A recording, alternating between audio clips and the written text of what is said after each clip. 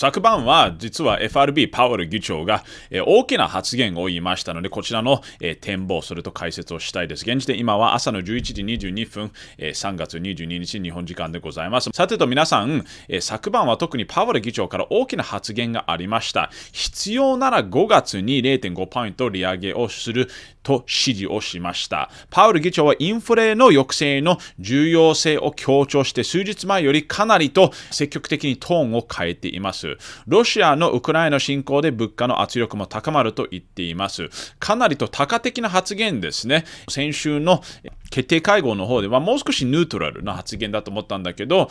今日の発言はかなりと多角的、あまりニュートラルではないと思いました。特に Inflation is much too high。インフレーションはかなり今高すぎるということを言っています。The labor market is very strong。雇用相場はすごく強いです。インフレーションもすごく今は高すぎます。ここは National Association of Business Economics という組織の方で、今日はスピーチをしました。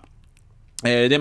これを見ていて、今は相場は次の、5月の決定会合では、利上げが 0.25 ポイントではなく 0.5 ポイント上げることを、50-50、50% の可能性で測っています。はい。皆さん、こちらの動きを見ると、特に FX の相場、金利の相場にも大きくと動きがあったかなと思います。ドル指数を見ると、やはり今日のニュースを受けて、DXY というドル指数は、上昇を続けています。この3日間の間、ずっと上昇してますね。利上げがだんだんと加速するという可能性が出てくると、この DXY 指数はやはりドルは利上げと一緒に上昇するので、利上げのスピードが上がるとドル指数も一緒に上がります。ここに対してやっぱりこれはそれぞれいろんな通貨にも影響があると思います。もちろんドルが上がると他の通貨、例えばヨーロは3日間続けて下がってますし、イギリスポンドもこの2日間続けて下がっています。特にオージードルの方もここも2日間続けて下がっているので、これはドルが上昇しながら他の通貨が下がっているように見えるかなと思います。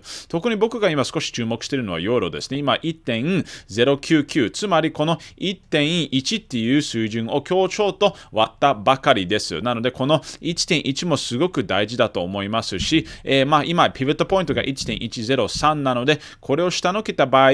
これもしこのヨーロが下落トレンドになる場合だと、もしかしてヨーロが下落トレンド、ドルがまた上昇トレンド、DXY が上昇トレンドに乗るかもしれないので、今見ています。特に DXY 指数、ここはドル指数なんですけど、ウェイトが一番高いのはユーロなんですね。なので、ユーロの動きを見ると、アメリカドル全体的の動きが少し見えるかなと思うので、このユーロ対ドル、FX をよく皆さん一緒に見ていきましょう。今日のニュースを見て、特にアトランタ連銀総裁の方でも今年は6回の利上げを予測しているニュースもありました。今週は特にFRB と ECB の何人かの議長と、総裁が、スピーチをしてます。なのでそちらは多分相場を少し動かす、可能性がある。同じ組織なんですね。ボスティック総裁が、連銀総裁が、パウエル議長と一緒に、ここは米国のエコノミスト協会の方で、ワシントンで開催されたものに出席してスピーチをしていました。はい。なので議長と少し似てるようなことを言ってます。一方、ラガルド総裁、ヨーロ圏の総裁はスタグフレーションの兆しはまだない、米国株と状況は違うというふうに言っています。戦争は、ここは成長に影響はあります。経済活動の、損ねず、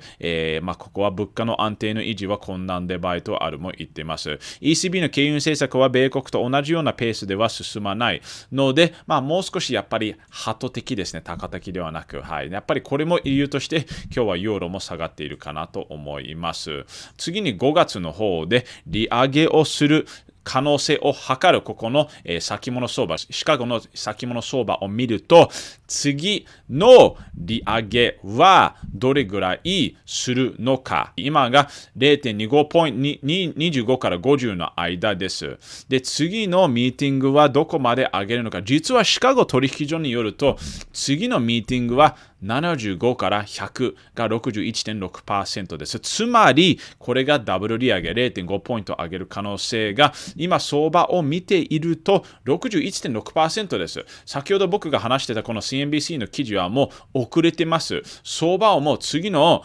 金融政策で 0.5 ポイント上げることをもう織り込んでいます。なんともうすごいですね。なので、実は相場はこれはもう織り込んでいる状況なので、もし 0.5 ポイント上げるとしてもどれほどショックがあるのかまだちょっとわからないと思いますね。でもこの次の決定会合が5月の4日なので、まだかなり時間がありますので、皆さん5月4日っていうのは特に取引の相場では時間がいっぱいあります。もう少し状況を一緒に見ていきましょう。